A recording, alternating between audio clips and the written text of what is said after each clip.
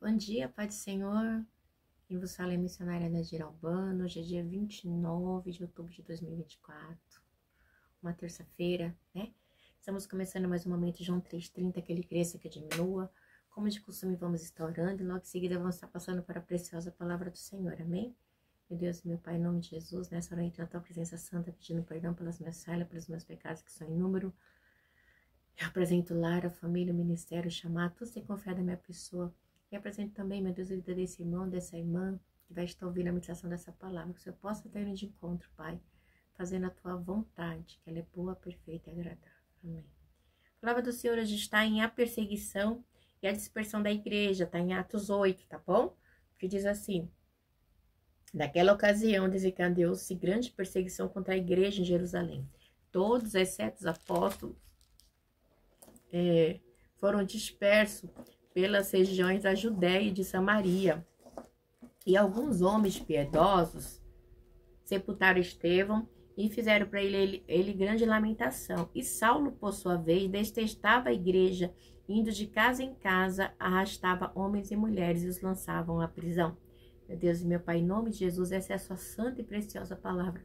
Meu Deus, que eu não venha falar o que eu quero, mas somente aquilo que você vai falar aos nossos corações. Deus, eu te peço que eu diminua, que o Senhor cresça, que seu nome seja glorificado e exaltado. Em nome do Pai, do Filho e do Espírito Santo de Deus. Amém? Amém? A palavra vai dizer, né, que a igreja começa a ser perseguida logo após a morte de Estevão, né? Diz assim, a perseguição e a dispersão da igreja. Naquela ocasião, desencadeou grande perseguição contra a igreja em Jerusalém, todos exceto os apóstolos, né? Foram dispersos pelas regiões da Judéia e de Samaria. E alguns homens piedosos sepultaram Estevão e fizeram por ele grandes lamentações. Saulo, por sua vez, detestava a igreja, indo de casa em casa, arrastava homens e mulheres e as lançavam na prisão. Ele diz que Saulo, que futuramente seria Paulo de Tarso, né? Ele detestava, tá? E me chama a atenção também que alguns homens piedosos, né, sepultaram Estevão, né? Mostrando, né, que Estevão, porque é um homem de Deus, né? Na sua morte, ele foi acolhido pelos demais, tá? E a gente vê aqui que os apóstolos, a perseguição era tão grande, né? Que o plano da igreja era crescer, mas eles queriam abafar, eles não queriam a expansão do evangelho, tá? Eles não queriam a expansão do evangelho. Mas quando Deus ordena, na sua decomanaia, até o diabo obedece, tá bom? E eles queriam, mas não tinha como parar. Então, assim, eles entravam, devastavam, era algo terrível. Então, assim, eles destruíam mesmo, era uma selvageria, né? Então, e esses homens pregavam o que é a palavra, e muitas testemunhas dos evangelhos iam por todos os lugares proclamando a palavra, falando a palavra, as boas novas, e isso multiplicou-se, né? Ai, quando a cortina fica muito clara. Multiplicou-se ali o número de testemunhas, né, que seguia Jesus. Passou a ser seguidores, né, de Jesus, né? E a gente vê que vai Filipe e Samaria, né? E os que haviam sido dispersos pregavam a palavra por onde quer que fossem. Indo Felipe para uma cidade de Samaria, ali ele anunciava Cristo. Quando a multidão ouviu Felipe, olha que lindo, e viu os sinais miraculosos que ele realizava, deu unânime atenção ao que ele dizia, e os espíritos imundos saíam de muitos, dando grito, e muitos paralíticos e mancos foram curados. Assim houve grande alegria naquela cidade. Então, houve grande alegria naquela cidade, né? E eles lá, lutando, trabalhando, expulsando, né? E diz assim, e Simão, o mago, um homem chamado Simão, vinha praticando feitiçaria durante algum tempo. Esse Simão, ele era um feiticeiro, tá? Ele era um mago, ele era feiticeiro, a palavra já diz, né?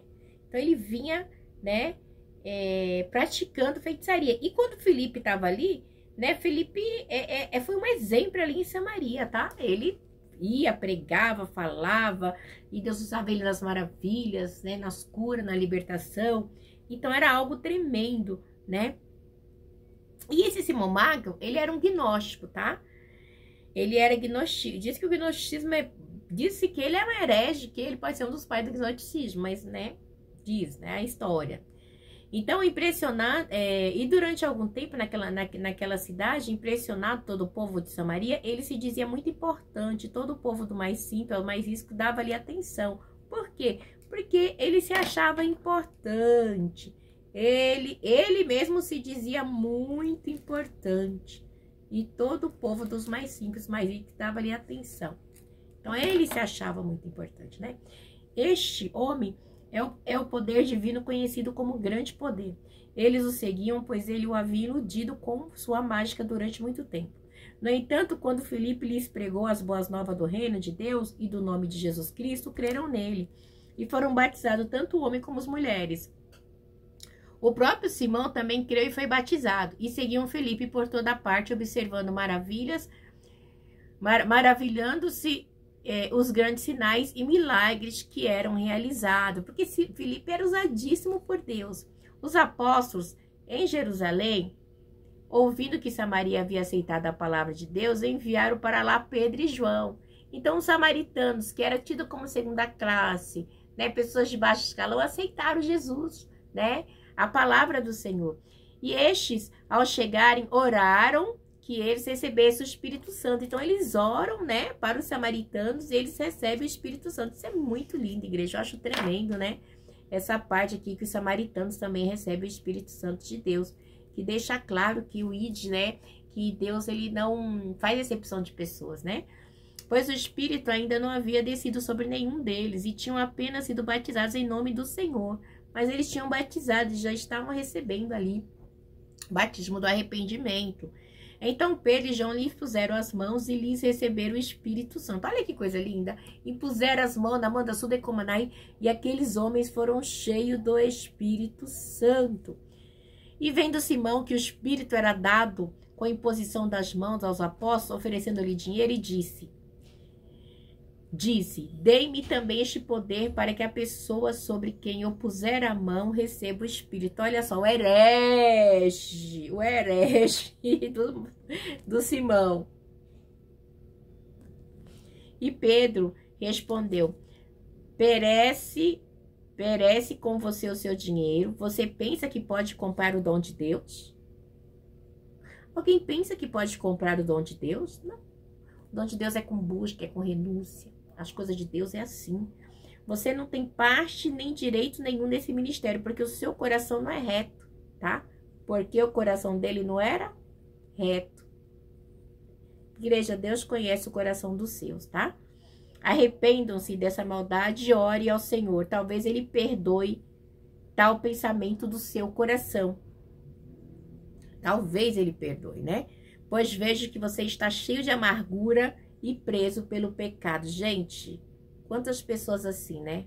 Amarga, cheia de pecado. E é difícil, igreja, é difícil, né? E Simão, porém, respondeu, orem vocês ao Senhor por mim, para que não me aconteça nada do que vocês disseram. Aí ele ficou com medo. Ai, orem vocês por mim. Orem vocês por mim, para que não me aconteça nada do que vocês disseram. Ai, tendo testemunhado e proclamado a palavra do Senhor, Pedro e João voltaram a Jerusalém pregando o evangelho em muitos povoados samaritanos. Então eles pregavam ali nos povoados samaritanos e pregavam, né? E a palavra do Senhor crescia, né? Oh, meu Deus do céu. Que eu não pregue aquilo que eu quero, mas somente aquilo que tem para falar aos nossos corações. Que eu cresça, que eu diminua. A sua palavra, ela tem que ser pregada. A sua palavra, ela tem que ser dita. A sua palavra, ela tem que ser falada. A sua palavra, ela tem que ser vivida. Aramanda Sudecomanai. Em nome do Pai, do Filho e do Espírito Santo de Deus. Amém. Amém, Senhor. Aleluia. E a palavra, ela era pregada, né? Ela tinha que ser vivida, né? E Filipe e o etíope. Aí diz o quê? O anjo do Senhor disse a Filipe, vá para o sul, para a estrada deserta que desce de Jerusalém a Gaza. Ele se levantou e partiu. No caminho encontrou um eunuco, etíope, um oficial importante, carregado de todos os tesouros de Candace, rainha dos etíopes. Este homem viera a Jerusalém para adorar a Deus. Então ele encontra o etíope, né? E me chama muita atenção que diz assim, um anjo, provando, da Suribidecomanai, né? Aqui, ó. Um anjo do Senhor disse a Filipe, vá para o sul da estrada deserta que desce a Jerusalém de Gá. Vá. Então, o anjo do Senhor o incumbiu de estar indo, tá? Né? O anjo o enviou, né? O anjo o enviou. Então, incumbiu, né? E ele se levantou e partiu. Ele obedeceu, foi. No caminho encontrou Eunuco, tipo, oficial importante, encarregado de todos os tesouros de Canaã, rainha de Etíopes. Esse homem viera a Jerusalém para adorar a Deus. De volta para casa, sentado em sua carruagem, lia o livro do profeta Isaías. E ele estava lendo o quê? O livro do profeta Isaías, tá? E o Espírito disse a Felipe, aproxima-se dessa carruagem e o acompanhe. Então, igreja, Naramanda Suda, como na obediência à voz de Deus, tá? Felipe obedeceu. Então, Felipe correu para a carruagem, ouviu o homem lendo o profeta Isaías e lhe perguntou, o senhor entende o que está lendo? Olha que coisa linda, igreja. Olha que coisa linda. Então, Felipe correu para a carruagem, ouviu lendo lendo o profeta Isaías e lhe perguntou, o senhor entende o que está lendo? E ele respondeu, como posso entender se alguém não me explica? Assim convidou Felipe para subir e sentar-se ao seu lado. Olha para você ver, né? Ele ia o quê? Para Jerusalém adorar a Deus. O etíope, tá? Ele ia adorar a Deus, né? Mas o versículo 30. Como pode... 31. Como posso entender? Como posso entender se ninguém me explica? Assim convidou Felipe para subir e sentar-se ao seu lado. E o eunuco estava lendo essa passagem. Ele foi levado como ovelha para o matadouro e como cordeiro mudo diante do tosquiador. Então, Jesus, ele foi levado como ovelha muda, né? Por mim, por você. Não reclamou porque tinha que se cumprir as escrituras. Ramanda Suda Komanai. E era costume daqueles homens eles lerem em voz alta também naquela época, né? E ele não abriu sua boca. Em sua humilhação foi privado de justiça. Quem pôde falar dos seus descendentes? Pois a sua vida foi tirada da terra. Jesus, né? O Messias. E o eunuco perguntou a Felipe, diga-me, por favor, de quem o profeta está falando? Desse próprio ou de outro? Então Felipe, começando com aquela passagem das escrituras, anunciou-lhe as boas novas. Aí Felipe aproveitou e já falou de Jesus, né? É de Jesus que ele está falando. Jesus. Prosseguindo pela estrada, chegaram a um lugar onde havia água. O eunuco disse, olha aqui. A água, o que me impede de ser batizado? Ele disse, Felipe, você pode crer de todo o coração? O eunuco respondeu, creio que Jesus Cristo é o Filho de Deus. Olha que coisa linda, igreja. E assim deu ordem para parar a carruagem. Então Felipe e o eunuco desceram a água e Felipe o batizou. Então que coisa linda, né? Mostrando que tem que ter um arrependimento, que tem que crer, que tem que querer. Porque as coisas de Deus não é da nossa maneira, não, igreja. A gente pode enganar o homem, mas a Deus a gente não engana, tá? No 39. Quando saíram da água, o Espírito do Senhor arrebatou Felipe repentinamente. O eunuco não o viu mais. Cheio de alegria, seguiu seu caminho. Felipe, porém, apareceu em Azoto e, indo para Cesareia, pregava o evangelho em todas as cidades pela quais passava. Então, Felipe, ele pregava o evangelho. E é tão tremendo assim que ele foi simplesmente arrebatado, tá? Ele estava conversando com o eunuco, daqui a pouco ele foi arrebatado, ele foi para outra cidade. Não abrir e piscar de olho, né? Manda Sute Komonai, mostrando ali a grandeza de Deus, tá?